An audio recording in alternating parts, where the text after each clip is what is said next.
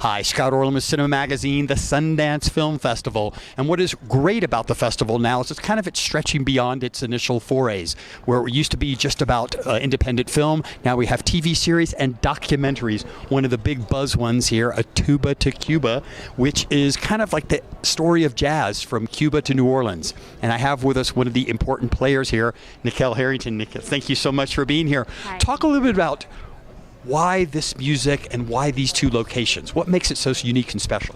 Well, New Orleans jazz is incredible, and we follow Preservation Hall to discover the roots of jazz all the way to Cuba, because Havana and New Orleans were sister port cities, and they have a lot of shared musical history, so we really wanted to take some time and explore that.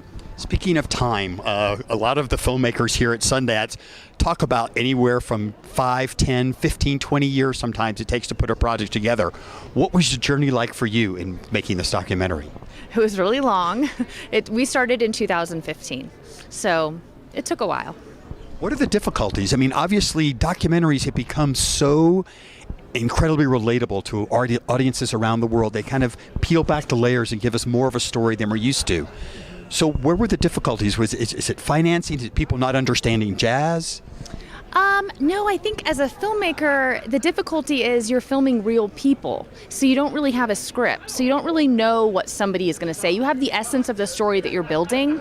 You end up shooting a lot more. For instance, for all the footage for Tuba to Cuba, we probably could have 7 movies. And going through all of that, working with that, we went over a year in post. So it took a while to piece it together to make that beautiful story arc. This is for viewers in Germany, and they may get an opportunity to go visit New Orleans, which is the best food in the entire world if you ever get a chance to go there. Incredible, and Cuba as well. So talk about the intriguing aspects of the topography from these two locations. How easy was it to film in Cuba? How accessible? And did New Orleans open its heart up? Oh yeah, everybody, that's the one thing. It's very open in Cuba and it's very open in New Orleans, and everybody loves to celebrate. The cultures are very similar in that way. They're very loud and musical just in everyday life. There's shots during when we were shooting where the noise in Cuba was so intense because you would be in the middle of somebody saying something, a rooster would be going by like making all this noise, and we started